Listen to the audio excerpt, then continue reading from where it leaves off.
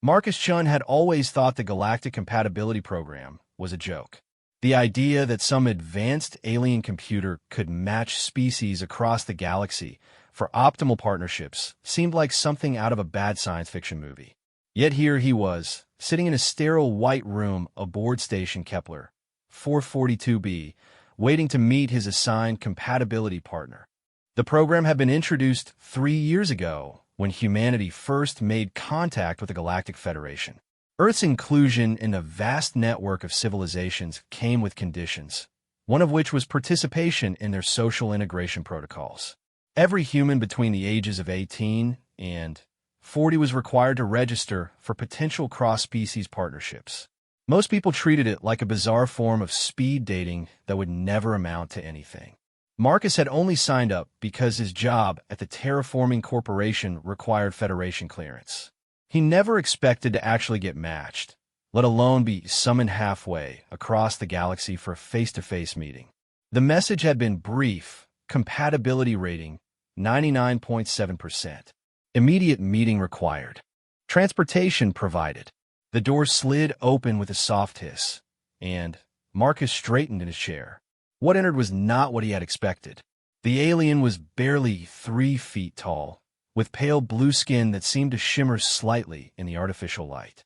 Her features were delicate and almost childlike, with large violet eyes and silver hair that fell to her shoulders. She wore a simple gray uniform that seemed too big for her tiny frame. "You are Marcus Chun of Earth?" she asked, her voice carrying a musical quality that made the universal translator seem almost unnecessary. "That's me," Marcus replied, trying not to stare. "And you are?" "I am Zura Veltar, of the Kytherian Collective." She climbed onto the chair across from him with some difficulty, her feet barely touching the floor. "I must admit, I was not expecting someone quite so large." Marcus couldn't help but chuckle. At 6 feet 2 inches, he probably seemed like a giant to her. "I was thinking the same thing, just in reverse. The computer really thinks we're compatible." Zara pulled out a small device that projected a holographic display between them. "According to the Galactic Compatibility Algorithm, our psychological profiles, life goals, and biological compatibility ratings are among the highest ever recorded. I have reviewed your file extensively." "My file?" Marcus raised an eyebrow. "What exactly does it say about me?" "You are a terraforming engineer with expertise in atmosphere processors and ecological restoration. You have spent the last 8 years transforming dead worlds into habitable environments for human colonies.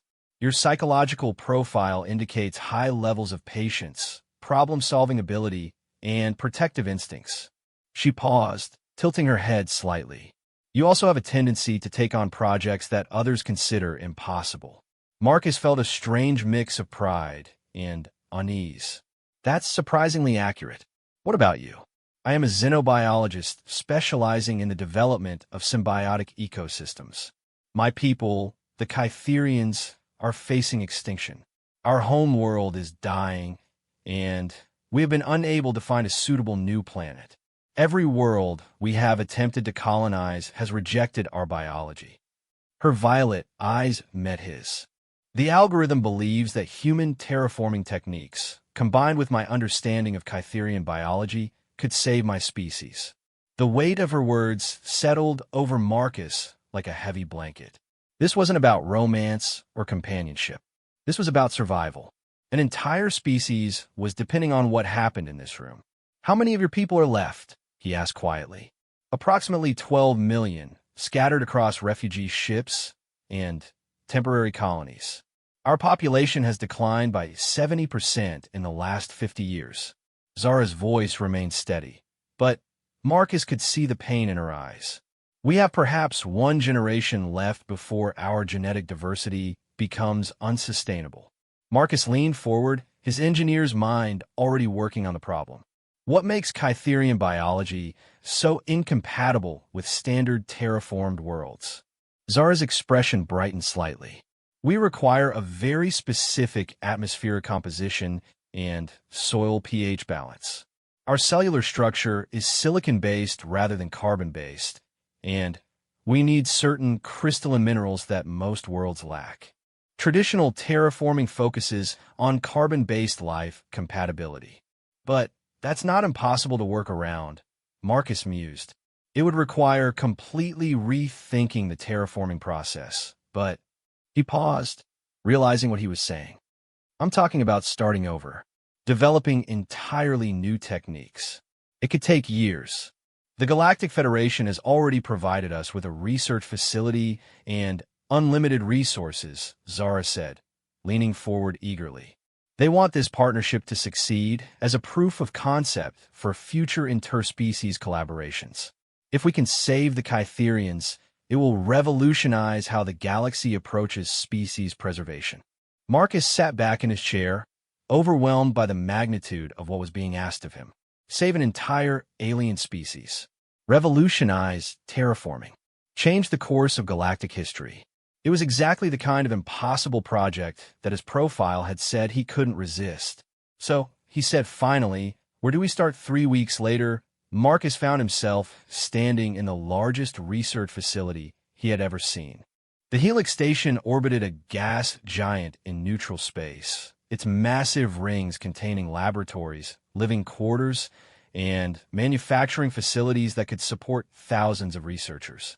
The Federation had spared no expense in providing them with everything they might need. Zara had thrown herself into the work with an intensity that both impressed and worried Marcus. She worked 18-hour days, survived on nutrition supplements, and seemed to view sleep as an unnecessary luxury. Her dedication was admirable, but her tiny frame was clearly not built for such abuse. You need to rest, Marcus said as he entered their shared laboratory for the third night in a row, to find her still hunched over molecular diagrams. I cannot rest while my people die, she replied without looking up. Every day we delay, more Kytherian children are born with genetic defects. Every week, another refugee ship reports critical life support failures. Marcus gently took the datapad from her hands, ignoring her protests. And you'll be useless to them if you collapse from exhaustion. The work will go faster if you're actually functioning. She looked up at him with those large violet eyes, and for the first time since they'd met, he saw genuine vulnerability there. What if we fail, Marcus? What if the algorithm was wrong, and we cannot find a solution? Then we'll have given it our best shot, he said, sitting down beside her. But I don't think we're going to fail. Do you want to know why? Zara tilted her head curiously. Because you're the most brilliant xenobiologist I've ever met, and I'm too stubborn to quit. Marcus pulled up their latest atmospheric models on the main display. Look at what we've accomplished in just 3 weeks. We've identified 17 potential atmospheric compositions that could support Kytherian biology. We've developed a new crystalline matrix injection system. We've even figured out how to modify standard atmospheric processors to handle silicon-based chemistry. But we still have not found a suitable test world, Zara pointed out. The Federation has offered us 3 dead planets, but none of them have the mineral compositions we need. That's where human creativity comes in, Marcus said with a grin. We don't need to find a world with the right minerals. We need to make a world with the right minerals. He pulled up a star chart showing nearby systems. There's an asteroid belt in the Proxima Centauri system that's rich in exactly the crystalline structures your people need. We mine the asteroids, process the materials, and literally build the mineral foundation into the planet's crust during terraforming. Zara's eyes widened. That would require moving billions of tons of material across interstellar distances. The energy costs alone would be astronomical. Which is why we don't move the materials, Marcus explained, his excitement growing. We moved the planet. The silence that followed was so complete that Marcus could hear the hum of the station's life support systems. Zara stared at him as if he had suggested they relocate a star. Move the planet, she repeated slowly. Gravitational engineering. It's theoretical right now, but the Federation has the technology. We find a suitable planet in terms of size and position, then use controlled gravitational fields to slowly move it to the asteroid belt. Once it's in position, We can mine the asteroids directly onto the planet's surface while we're terraforming. Zara was quiet for a long moment, her brilliant mind working through the implications. The gravitational disruption would affect the entire system. The energy requirements would be enormous. The engineering challenges would be unprecedented, Marcus finished. But not impossible. Humans have a saying, if it's worth doing, it's worth overdoing. Your people aren't just another species to be relocated. They're xenobiologists, artists, philosophers. They've contributed to galactic science for millennia. They're worth the effort. For the first time since he'd known her, Zara smiled. It was a brilliant expression that transformed her entire face. You humans are completely insane, she said. It is the most ridiculous plan I have ever heard. But it might actually work. She jumped down from her chair and began pacing, her mind racing. We would need to calculate the optimal planetary mass, the precise gravitational field requirements, the energy distribution systems. It would take months just to run the simulations. Then, we'd better get started, Marcus said, calling up the Federation's engineering database. As they began pulling files on gravitational manipulation technology, Marcus felt a familiar thrill. This was what he lived for, the moment when an impossible problem suddenly became merely extremely difficult. He had terraformed dead worlds before, but he had never tried to move one. Marcus, Zara said quietly as they worked, why are you doing this? Your species has nothing to gain from saving mine. You could have rejected the compatibility match and gone back to your normal life. Marcus paused in his calculations. It was a question he had been asking himself since they started this project. Because it's the right thing to do, he said finally. And because I think your people and my people have more in common than either of us realized. We're both stubborn enough to attempt the impossible when someone we care about is in danger. Zara looked up at him with an expression he couldn't quite read. Someone you care about? Marcus felt heat rise in his cheeks. I mean your people, your species. He trailed off, realizing that somewhere in the past 3 weeks, his feelings about this partnership had become more complicated than he wanted to admit. I understand, Zara said softly. The compatibility algorithm was very thorough in its analysis. They worked in comfortable silence after that, but Marcus found himself glancing at his tiny partner more often than strictly necessary. The algorithm had matched them for a reason, and it wasn't just their complementary skills. The Galactic Federation Council Chamber had never hosted a presentation quite like this one. Representatives from 47 different species sat in tiered seating around a central presentation area where Marcus and Zara stood before a massive holographic display. The proposed project had been deemed so ambitious that it required approval from the highest levels of galactic government. Let me see if I understand this correctly, said Chancellor Vextar, a tall, crystalline being whose species had been terraforming worlds for thousands of years. You wish to move an entire planet across interstellar space using gravitational manipulation technology that has never been tested on such a scale. That's correct, Chancellor, Marcus replied, his voice steady despite the magnitude of the audience. The planet designation KX 7739 has the optimal size, orbital characteristics, and core composition for Kytherian habitation. Moving it to the Proxima Centauri asteroid belt would provide access to the mineral resources necessary for their biology. The energy requirements alone would drain the power reserves of 12 star systems, interjected Representative Zondar of the Engineering Guild. Even if the gravitational manipulation is successful, the cost would bankrupt most planetary governments. Zara stepped forward, her small stature somehow commanding attention in the vast chamber. Honored representatives, the Kytherian Collective possesses technology that we have not yet shared with the Federation. Our quantum crystalline reactors can generate power efficiency rates 300% higher than current galactic standards. We offer this technology freely in exchange for the resources needed to save our species.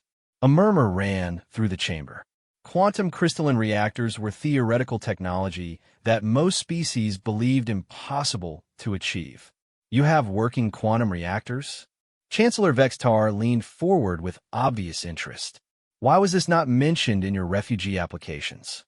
Because we were too proud to use our greatest achievement as a bargaining chip for survival, Zara replied, her voice carrying a note of sadness. But desperation has taught us the value of cooperation over pride. Marcus pulled up technical schematics on the display. With Kytherian power technology, the energy costs become manageable. More importantly, the same quantum reactors that make this project possible will revolutionize galactic infrastructure. Every member world could benefit from this advancement, even if the power problem is solved, said Representative Thurick of the Warrior Clans. Moving a planet will disrupt local space-time in ways we cannot predict. You could destabilize neighboring systems. We've run comprehensive simulations, Marcus continued, displaying complex mathematical models. The gravitational manipulation will be gradual, taking place over a period of 2 years. At no point will the disruption exceed natural stellar drift parameters. The technology actually uses controlled micro-wormholes to create gravitational differentials rather than brute force manipulation. Micro-wormholes. Chancellor Vextar's crystalline form shimmered with excitement. That's theoretically impossible with current technology. Zara activated a small device on her wrist, and a new set of schematics appeared. Human engineering creativity combined with Kytherian quantum science. The micro-wormholes are stabilized using the same crystalline matrix we need for our biology. The process actually creates the exact mineral conditions we require while moving the planet. Marcus watched the representatives exchange glances and whispered conversations. He could see the moment when the full implications hit them. This wasn't just about saving one species anymore. The technological advances that would come from this project could benefit the entire galaxy. There is another consideration, said Representative Alera of the Diplomatic Corps, a being whose species specialized in conflict resolution. The humans have been Federation members for less than 4 years. Granting them access to gravitational manipulation technology represents a significant security risk. With respect, Representative Alera, Marcus said, feeling a familiar surge of human stubbornness. Every species in this chamber went through growing pains when they joined the Federation. Humans have proven their commitment to peaceful cooperation. We've already contributed significantly to medical advancement, agricultural innovation, and now we're offering to save an entire species. If that doesn't demonstrate our character, I don't know what will. The human speaks truth, rumbled Representative Thurick. My people were considered too violent for Federation membership when we first applied. It was human intervention that vouched for our peaceful intentions 50 years ago. As were mine, too chaotic, added another representative.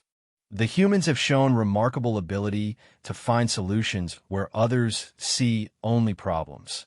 Chancellor Vextar raised a crystalline hand for silence.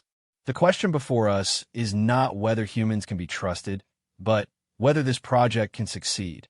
Dr. Chun, Dr. Veltar, what happens if your calculations are wrong? What happens if the planet breaks apart during movement or the gravitational manipulation fails catastrophically? Marcus exchanged a glance with Zara. This was the question they had both been dreading. Then, we fail, he said simply, and the Kytherian species dies out within a generation anyway. But if we succeed, we'll have developed technology that can preserve endangered species across the galaxy. How many civilizations have we lost because they couldn't find suitable worlds for their biology? The Haratsi, the Quillen, the Nextari, Zara added quietly. 17 species have gone extinct in the last century alone due to habitat incompatibility. This technology could prevent that from ever happening again. The chamber fell silent as the weight of her words settled over the assembly. Marcus could see the moment when the conversation shifted from whether they should attempt this to whether they could afford not to. The vote will be taken in 1 hour, Chancellor Vextar announced. Representatives are encouraged to consult with their home governments. Dr. Chun, Dr. Veltar, you may return to your quarters. As they left the chamber, Marcus felt Zara's tiny hand slip into his. Her skin was warm despite her alien physiology, and he could feel her trembling slightly. "Do you think they will approve it?" she asked quietly. "I think they'd be crazy not to," Marcus replied. "The potential benefits outweigh the risks by orders of magnitude. And if they vote no?" Marcus stopped walking and knelt down so he was at eye level with her. "Then we find another way. I meant what I said in there, Zara. We're going to save your people. The algorithm didn't match us just for our complementary skills. It matched us because we're both too stubborn to accept failure." Zara smiled, and Marcus felt something shift in his chest. Somewhere along the way, this had stopped being about terraforming and started being about something much more personal. 18 months later, Marcus stood on the observation deck of the command ship Harmony, watching the impossible become reality. Planet KX 7739, now designated New Kytheria, hung in space surrounded by a web of gravitational manipulation devices. The massive world was halfway through its journey to the Proxima Centauri system, and so far, every calculation had proven accurate. Gravitational field generators at 97% efficiency, reported Commander Sarah Mitchell, the human naval officer assigned to oversee the technical aspects of the operation. Quantum crystalline reactors are performing beyond specifications. "We're actually ahead of schedule." Marcus nodded, but his attention was focused on the smaller figures standing beside him. Zara had changed dramatically over the past year and a half. The desperate, exhausted scientist he had first met had been replaced by a confident leader who commanded respect for beings twice her size. She had become the unofficial spokesperson for her species and had spent months negotiating with various Federation departments to ensure optimal conditions for Kytherian relocation. "The first refugee ships are already en route," Zara said, her voice filled with an emotion Marcus had never heard from her before. "Hope. My people can hardly believe what they are seeing in the transmissions. A world being moved across space just for them." "Not just for them," Marcus corrected. "The technology we've developed here will benefit everyone." The Federation has already approved the construction of 17 new gravitational manipulation facilities across member systems. The past 18 months had been a whirlwind of engineering challenges that would have been impossible without their partnership. Zara's understanding of quantum crystalline technology had allowed them to create power sources efficient enough to move planets. Marcus's terraforming expertise had enabled them to begin atmospheric modification even while the planet was in transit. Together, they had solved problems that neither could have tackled alone. "Incoming transmission from the Federation Science Council," announced Lieutenant Davis from the communication station. The holographic display activated, showing the familiar crystalline form of Chancellor Vextar, along with several other high-ranking Federation officials. "Dr. Chun, Dr. Veltar," the Chancellor began, "we are calling to inform you that the Galactic Federation has unanimously approved the establishment of the Chun-Veltar Institute for Planetary Engineering. The institute will be tasked with developing advanced terraforming and planetary relocation techniques for species preservation efforts throughout the galaxy." Marcus felt his jaw drop. "I'm sorry, could you repeat that?" "You heard correctly," smiled Representative Alera, appearing beside the Chancellor. "The success of the new Kytheria project has demonstrated the value of human-alien partnerships in solving impossible problems. The Federation wishes to formalize this approach. You will be provided with unlimited research funding and access to any resources you require." Zara stepped forward, her violet eyes bright with excitement. "Chancellor, this is incredibly generous, but what about the other Kytherian refugees? We still have 11 million people who need homes." "That brings us to our second announcement," Chancellor Vextar continued. "The success of your quantum crystalline reactors has enabled us to approve the relocation of 12 additional worlds to systems with suitable asteroid belts. Each will be customized for Kytherian biology using your techniques. Your species will not merely survive, Dr. Veltar. It will thrive across the galaxy." The transmission ended, leaving Marcus and Zara staring at each other in stunned silence. Around them, the bridge crew erupted in celebration, but Marcus barely heard the noise. Everything they had worked for, everything they had hoped to achieve, had just been handed to them on a galactic scale. "We did it," Zara whispered, her voice filled with disbelief. "We actually saved my entire species." "We did more than that," Marcus replied, pulling up star charts that showed the locations of the planned new worlds. "We created a template for saving any endangered species in the galaxy. No one else will ever have to face extinction because they can't find a suitable world." Zara was quiet for a long moment, studying the star charts with an expression Marcus couldn't read. "Marcus," she said finally, "the Institute will require us to work together for many years. Decades, perhaps. Are you prepared for that kind of commitment?" There was something in her tone that made Marcus look at her more carefully. Over the months they had worked together, their partnership had evolved from professional collaboration to deep friendship to something that neither of them had quite named. The compatibility algorithm had been more accurate than either of them had initially realized. "Zara," he said quietly, moving closer to her, "are you asking me professionally or personally?" Her violet eyes met his, and for the first time since he had known her, she looked uncertain. "Both, I think. Kytherian partnerships are for life.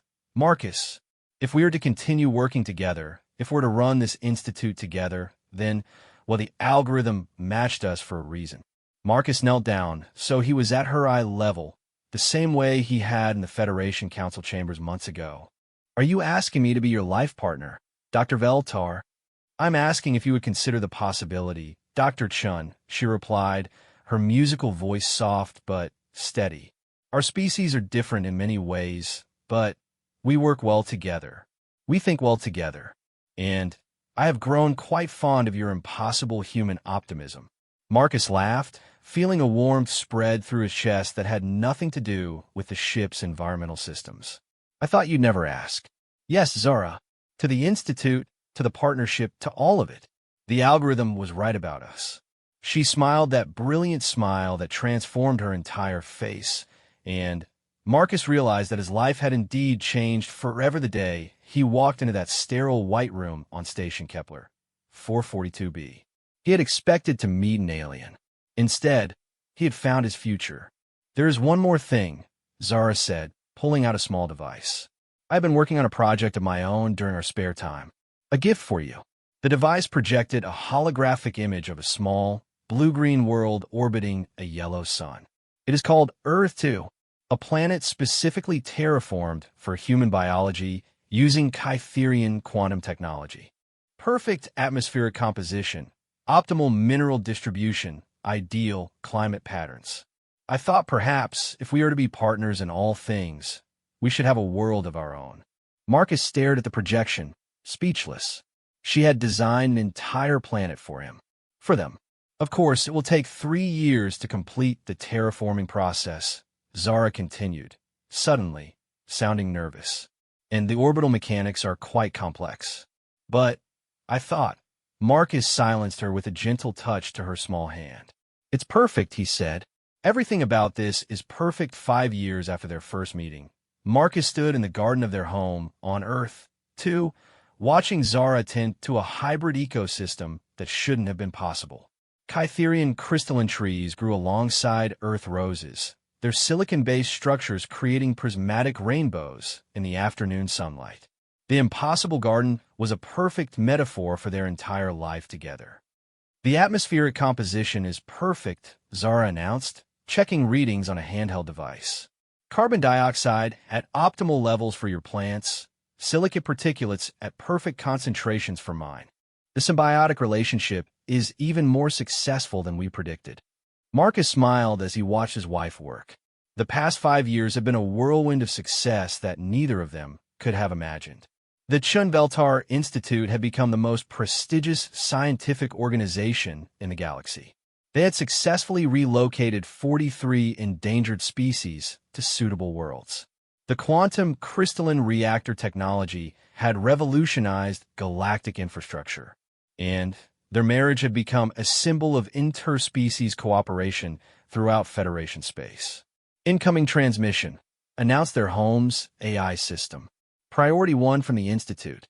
"Accept the transmission," Marcus called out, and a holographic figure materialized in their garden. It was Dr. Yolanda Reeves, the human assistant director of the Institute. "Marcus, Zara, sorry to interrupt your vacation, but we have a situation that requires your immediate attention," Dr. Reeves began, her expression serious.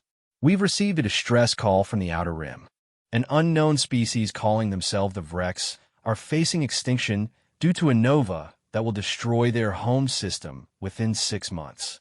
Zara looked up from her plants, immediately interested.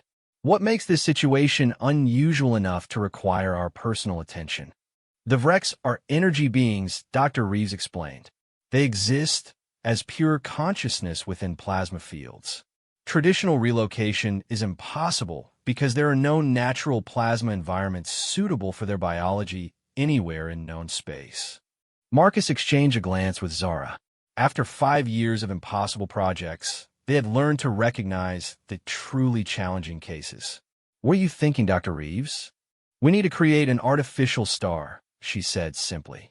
"A controlled plasma environment that can support an entire species of energy beings. The Vrex have provided us with detailed specifications, but the engineering challenges are unlike anything we've faced before. Creating an artificial star would require energy output equivalent to 12 quantum crystalline reactors running at maximum capacity." Zara mused, her scientific mind already working on the problem. "And the containment systems would need to be absolutely perfect. One failure, and the entire structure would collapse into a black hole. Which is why the Federation has specifically requested that you two handle this personally," Dr. Reeves continued. "The Vrex have heard of your reputation for solving impossible problems. They're calling you the miracle workers of the galaxy." Marcus laughed at the title. "Miracle workers? We're just engineers who happen to be too stubborn to quit." "Speaking of stubborn," Zara interjected with a mischievous glint in her violet eyes, "I may have already been working on theoretical designs for artificial stellar engineering." Marcus turned to stare at his wife. "You've been what?" Zara pulled out a datapad and activated a complex holographic display showing stellar formation models. "I thought it might be an interesting challenge to attempt someday. The mathematics are quite elegant, actually. You create a controlled fusion reaction using hydrogen harvested from gas giants. Then, use gravitational manipulation technology to shape the plasma field into a stable configuration." "That's..." Marcus studied the display, his mind racing through the implications. "That's actually brilliant. The same technology we use to move planets could be adapted to control stellar formation. But the scale would require cooperation from at least 6 Federation member worlds," Zara finished, "and approximately 7 years to complete. But it is theoretically possible." Dr. Reeves was staring at them with the expression of someone watching impossible things become routine. "So you'll take the case?" Marcus looked at Zara, who nodded with the same determined expression she had worn in their first meeting. "Of course we'll take it," he said. "When do we leave?" "The transport ship Endeavor is standing by at the orbital station. The Vrex delegation is already aboard, along with a full engineering team." After Dr. Reeves signed off, Marcus and Zara stood in their garden, looking up at the artificial sky that Zara had designed to perfectly simulate Earth's atmospheric conditions. "Another impossible project," Marcus said, taking his wife's small hand in his. "The best kind," Zara replied with a smile. "Do you ever regret answering that compatibility match summons?" Marcus thought about the question seriously. 5 years ago, he had been a reasonably successful terraforming engineer with a quiet, predictable life. Now he was married to a brilliant alien scientist, co-director of the most important research institute in the galaxy, and about to attempt building an artificial star. His life had become anything but predictable. "Never," he said finally. "The algorithm knew what it was doing." "Indeed it did," Zara agreed, "though I suspect it did not anticipate that we would end up revolutionizing galactic civilization." "Maybe it did," Marcus suggested. "Maybe it knew that humans and Kytherians together could accomplish things that neither species could achieve alone." As they began packing for their next impossible mission, Marcus reflected on how much his understanding of the word impossible had changed. Moving planets had seemed impossible until they did it. Creating quantum crystalline reactors had seemed impossible until Zara solved the problem. Saving an entire species had seemed impossible until they found a way. Now, they were going to build a star. The thought should have been overwhelming, but instead Marcus felt the familiar thrill of a new challenge. Somewhere in space, an entire species of energy beings was counting on them to achieve the impossible once again. And with Zara by his side, armed with human determination and Kytherian brilliance, Marcus was confident they would find a way. After all, the algorithm had matched them for a reason. The Chinveltar Institute had become legendary throughout the galaxy, not just for its scientific achievements, but for what it represented. Proof that the impossible was simply another engineering problem waiting to be solved. As they prepared to leave their perfect world behind for another impossible mission, Marcus realized that their greatest accomplishment wasn't any single project they had completed. It was the demonstration that cooperation between species could achieve literally anything. They had started as an unlikely match between a human engineer and a tiny alien scientist. They had become proof that the universe was far more beautiful and full of possibility than anyone had dared to imagine. And this was just the beginning. Marcus Chun had always thought the Galactic Compatibility Program was a joke. The idea that some advanced alien computer could match species across the galaxy for optimal partnerships seemed like something out of a bad science fiction movie. Yet here he was, sitting in a sterile white room aboard Station Kepler 442b, waiting to meet his assigned compatibility partner. The program had been introduced 3 years ago when humanity first made contact with the Galactic Federation. Earth's inclusion in the vast network of civilizations came with conditions, one of which was participation in their social integration protocols. Every human between the ages of 18 and 40 was required to register for potential cross-species partnerships. Most people treated it like a bizarre form of speed dating that would never amount to anything. Marcus had only signed up because his job at the Terraforming Corporation required Federation clearance. He never expected to actually get matched, let alone be summoned halfway across the galaxy for a face-to-face meeting. The message had been brief: compatibility rating 99.7%. Immediate meeting required. Transportation provided. The door slid open with a soft hiss, and Marcus straightened in his chair. What entered was not what he had expected. The alien was barely 3 feet tall, with pale blue skin that seemed to shimmer slightly in the artificial light. Her features were delicate and almost childlike, with large violet eyes and silver hair that fell to her shoulders. She wore a simple gray uniform that seemed too big for a tiny frame. "You are Marcus Chun of Earth?" she asked, her voice carrying a musical quality that made the universal translator seem almost unnecessary. "That's me," Marcus replied. "Try not to stare." "And you are?" "I am Zara Veltar of the Kytherian Collective." She climbed onto the chair across from him with some difficulty, her feet barely touching the floor. "I must admit, I was not expecting someone quite so large." Marcus couldn't help but chuckle. At 6 feet 2 inches, he probably seemed like a giant to her. "I was thinking the same thing, just in reverse. The computer really thinks we're compatible." Zara pulled out a small device that projected a holographic display between them. "According to the Galactic Compatibility Algorithm, our psychological profiles, life goals, and biological compatibility ratings are among the highest ever recorded. I have reviewed your file extensively." "My file?" Marcus raised an eyebrow. "What exactly does it say about me?" "You are a terraforming engineer with expertise in atmosphere processors and ecological restoration. You have spent the last 8 years transforming dead worlds into habitable environments for human colonies. Your psychological profile indicates high levels of patience, problem-solving ability, and protective instincts." She paused, tilting her head slightly. "You also have a tendency to take on projects that others consider impossible." Marcus felt a strange mix of pride and unease. "That's surprisingly accurate. What about you?" I am a xenobiologist specializing in the development of symbiotic ecosystems. My people, the Kytherians, are facing extinction. Our home world is dying, and we've been unable to find a suitable new planet. Every world we have attempted to colonize has rejected our biology.